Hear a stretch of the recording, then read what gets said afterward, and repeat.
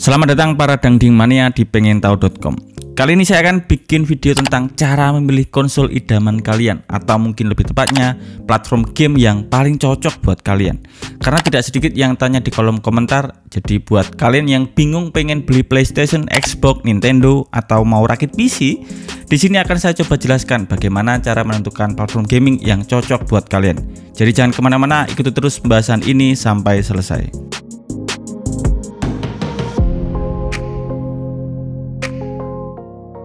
Oke, yang pertama untuk pilihan yang paling luas, yaitu kalau main game enaknya pilih apa sih? Rakit PC, beli konsol PS, Xbox, atau main secara handheld? Pertanyaan ini bisa dijawab dengan sebuah pertanyaan juga, yaitu cara yang paling nyaman buat kalian main game itu seperti apa. Kalau kalian ingin main game sambil santai-santai tapi tetap dengan view tampilan yang besar, bisa melihat detail visual secara jelas, apalagi durasi main gamenya itu pengen yang lama, misalkan ya 2 hari penuh, Sabtu Minggu gitu kan ya pilih saja konsol, karena kombinasi yang paling tepat buat konsol adalah main di depan TV, santai-santai di kamar atau di ruang tamu. Kemudian kalau kalian itu termasuk dalam kategori kaum rebahan, pilihannya ya konsol handheld yang bisa santai dimainkan sambil tiduran, plus mainnya bisa fleksibel di mana saja. Kemudian kalau kalian itu cara bermainnya serius dan butuh konsentrasi yang tinggi, pilihannya ya jelas harus rakit PC. Kalau main game di PC itu paling cocok main game kompetitif dengan monitor yang minimal mempunyai refresh rate 120. Atau buat kalian yang punya keinginan jadi streamer game, pilihannya harus rakit PC, karena yang paling mudah ya menggunakan PC. Walaupun kadang streamer itu main game eksklusif di salah satu konsol, ya tetap saja recordnya pakai PC. Oke, kemudian kita kerucutkan lagi nih. Kalau sudah tahu cara bermain game yang paling cocok, mau itu secara desktop, santai-santai tapi ingin detail visual yang bagus, atau termasuk kaum rebahan dan main secara fleksibel, bakalan ada pilihan lagi. Kalau secara desktop dan pilihannya itu merakit PC, sudah pastilah ya tidak ada pertimbangan pilihan lagi. Tinggal kalian beli PC jadi atau merakit PC sendiri. Kalau pengen cepet nggak ribet, sekarang banyak tuh pilihan rakitan PC sesuai harga dan spesifikasi. Kalian bisa pilih banyak di toko hijau atau di toko oranye. Kalau pengen merasakan experience merakit PC sendiri itu juga lebih menyenangkan, tapi kalian juga harus benar-benar riset tentang rakitan yang ingin kalian kerjakan. Nah, kalau pilihan kalian itu main di konsol serta main secara handheld, pasti ada percabangan pilihan lagi. Oke, bakalan saya jawab pertama dulu, pilihan konsol yaitu PlayStation dan Xbox. Kalau saya ditanya pilih konsol PlayStation atau Xbox, ya saya jawab PlayStation. Alasannya sudah jelas, preferensi saya itu main game-game eksklusif dari Sony PlayStation. Game-game umum yang saya suka itu juga masih bisa dimainkan di PlayStation. Jadi ya buat apa beli konsol Xbox? Nah, kalian juga bisa nih pakai cara seperti saya. Jadi game yang sedang ingin kalian mainkan itu ada di platform apa? Kita di sini berbicara masalah eksklusivitas, jadi bukan game-game umum. Kalau kalian nggak tahu game mana yang bagus buat kalian, atau kalian itu belum punya referensi sama sekali tentang eksklusivitas game, ya kalian harus banyak nonton review game. Kemudian kalian sesekali nyobain di rental. Sekarang pun rental game nggak hanya PlayStation saja, Xbox juga sudah banyak ditemui, bahkan Nintendo juga sudah mulai ada. Kalau kurang puas, kalian bisa sewa dan bawa ke rumah untuk mengeksplor lebih banyak tentang game-gamenya. Yang paling gampang lagi, kalau kalian punya temen gamer, tinggal datang ke rumahnya dan lihat tuh game-game mana yang paling seru. Nah, kalau Xbox gimana nih? Apakah nggak punya game eksklusif seperti PlayStation? Xbox tuh sebenarnya juga punya game eksklusif, contohnya seperti Forza Horizon, Halo series, Starfield. Hanya saja kalau berdasarkan pengalaman dan preferensi saya, game dari Sony PlayStation itu jauh lebih bagus. Mungkin karena dari dulu sudah sering main game di PC, jadinya ya buat saya game-game dari Xbox itu menjadi biasa saja. Sedangkan saya baru main game eksklusif dari Sony PlayStation itu sejak 2022, jadi mungkin karena masih fresh saja. Kemudian yang harus kalian pertimbangkan lagi adalah harga game. Game-game dari Sony PlayStation itu cenderung masih mahal, apalagi untuk konsol yang baru rilis, yaitu PS5 misalnya. Walaupun ada layanan PlayStation Plus dan memang benar ada beberapa game eksklusif yang ada dalam katalog, tapi dalam layanan tersebut kita tidak bisa memilih game secara spesifik. Sedangkan Xbox harga game lebih murah, plus kebanyakan juga sudah ada di layanan Game Pass. Jadi setelah kalian menentukan game yang diminati itu di konsol mana, jangan lupa lihat dulu harga game yang sudah kalian pilih itu. Nah, sekarang kita kerucutkan lagi. Kalau pilih PlayStation enaknya beli PS4 atau PS5. Kalau beli Xbox itu beli Xbox Series atau beli Xbox One.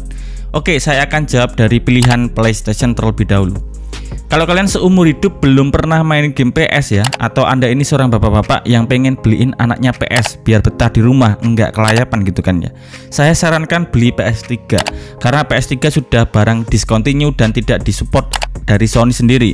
Main game bajakan beli PS3 hand itu saya berikan kelonggaran. Boleh-boleh saja main game bajakan versi hand kalau sudah tidak ada support dari Sony.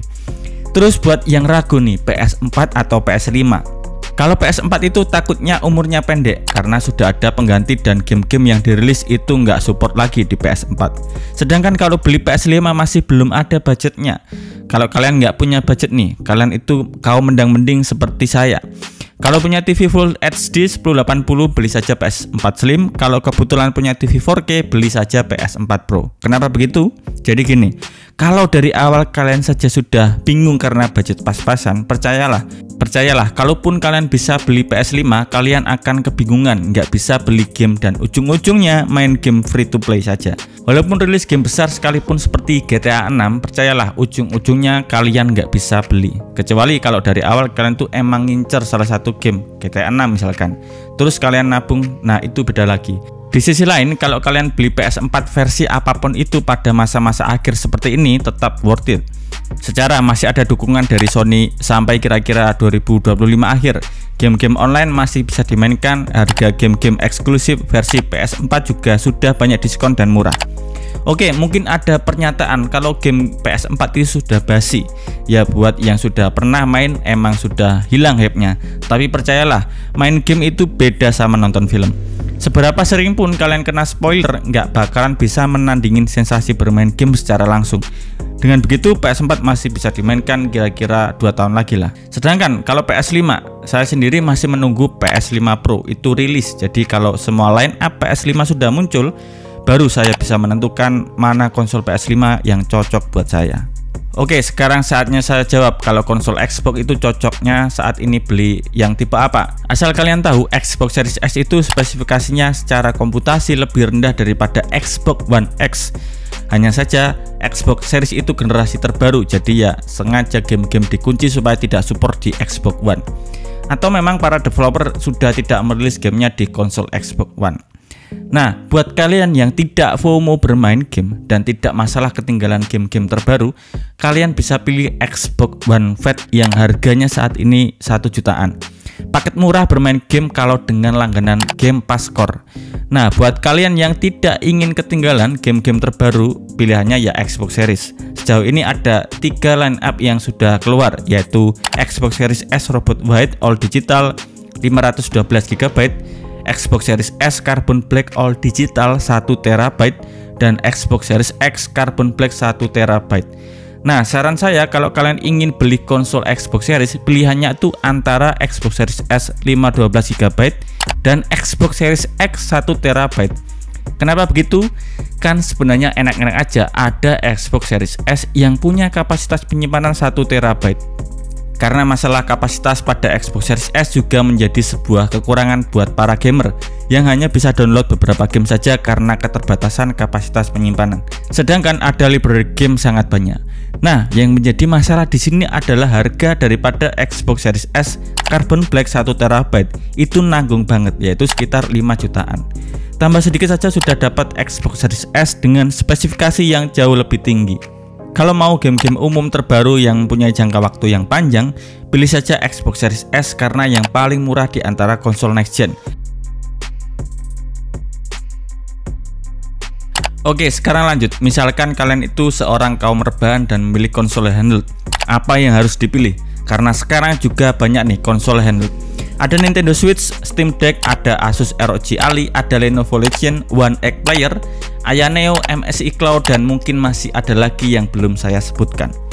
Oke, untuk memilih mana yang paling tepat akan saya pecah jenis konsol handheld menjadi 2, yaitu konsol handheld murni dan tidak murni. Dalam pengertian saya, konsol handheld murni itu konsol handheld yang punya UI khusus, operating system khusus, dan juga game eksklusif yang mendukung konsol tersebut. Sedangkan yang tidak murni itu adalah konsol handheld berbasis Windows PC, atau mungkin ada istilah lain UMPC, Ultra Mobile Personal Computer, tapi khusus untuk gaming karena secara desain fisik itu mempunyai button game bukan keyboard dan trackpad. Nah, sekarang kita bagi. Nintendo Switch, Steam Deck adalah termasuk konsol handheld murni. Sedangkan Asus ROG Ally, Lenovo Legion, One X Player, Aya Neo, MSI Cloud itu termasuk UMPC gaming. Nintendo Switch dan Steam Deck akan memberikan pengalaman bermain yang lebih imersif karena secara user interface kalian tuh memegang konsol handheld, bukan sebuah komputer Windows PC yang bentuknya mirip konsol handheld. Ya walaupun sebenarnya isi daripada Steam Deck itu ada di Steam yang sudah sering kita ketahui di Windows PC, tapi karena dia menggunakan Steam OS jadi secara user interface pasti beda. Nintendo memberikan game-game yang bersifat fun dan kebanyakan itu cocok digunakan untuk bermain game rame-rame. Steam Deck sangat cocok buat kalian yang sudah mempunyai banyak library game Steam, ataupun kalau kalian dulunya belum pernah main di Steam, kalian tetap bisa merasakan sensasi bermain konsol handheld secara murni tanpa harus bosan melihat tampilan Windows PC. Sedangkan library game masih sama seperti yang ada di Windows PC. Nah, bagaimana dengan Asus ROG Ally, Lenovo Legion, One X Player, Aya Neo, dan MSI Cloud? Konsol handheld ini sebenarnya isinya sama yang dibungkus dengan bentuk dari masing-masing brand. Walaupun tetap masih ada beberapa perbedaan fitur. Contohnya seperti Asus ROG Ally yang mendukung penuh aksesoris gaming ROG, Lenovo Legion yang punya fitur seperti mouse, Aya Neo dengan fitur UI gaming simpelnya. Kalau UMPC nih, kalian lebih sukanya secara hardware itu yang mana? Apakah mungkin Aya Neo lebih ringan, sedangkan MSI Cloud lebih berat? Feel genggamannya enakan mana? Kemudian yang terakhir, pertimbangan untuk membeli sebuah konsol game itu adalah jenis daripada gamenya itu sendiri yang menurut saya juga berpengaruh, yaitu game digital atau game fisik. Di sini saya akan coba jelaskan perbedaannya. Kalau kalian membeli game digital, kemudahan pertama yang kalian dapatkan adalah cepatnya akses bermain game. Karena kalian tinggal download saat ketika gamenya itu rilis, bahkan kalian juga bisa PO terlebih dahulu dan memainkannya lebih cepat. Harga game digital juga bervariasi karena sifatnya yang digital, pada saat tertentu juga ada diskon. Kekurangan membeli game secara digital adalah kalian wajib mempunyai koneksi internet minimal ya 10 atau 20 Mbps. Ketika kalian membeli game digital, game tersebut akan berada pada akun, jadi tidak bisa dijual lagi. Kalaupun bisa dijual ya semua isi dalam akun tersebut. Sedangkan untuk game fisik, kemudahan pertama jelas sekali, kalian tidak perlu download file, tinggal masukin disk drive-nya, install game dan mainkan.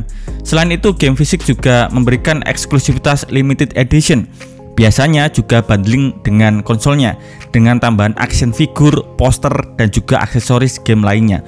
Walaupun jarang mendapatkan diskon, game fisik bisa dijual lagi tanpa harus menjual akun. Jadi misalkan kalian sudah tamat dan bosan, bisa tuh dijual lagi gamenya. Karena saat ini konsol itu dibedakan menjadi dua, yaitu digital dan disk drive. Pertimbangan membeli game digital atau fisik juga tidak kalah penting. Oke, baiklah, mungkin cukup sekian videonya. Semoga bisa menjawab keraguan kalian dalam memilih platform game yang cocok. Kalian yang suka main game akan berpikir, ya sudah beli aja semua platform gaming. Pernyataan itu nggak salah juga kalau kalian punya budget untuk membelinya. Tapi buat kaum mendang-mending pasti harus benar-benar menentukan pilihan yang tepat. Kembali lagi, semua itu adalah pendapat saya dalam memilih sebuah konsol gaming.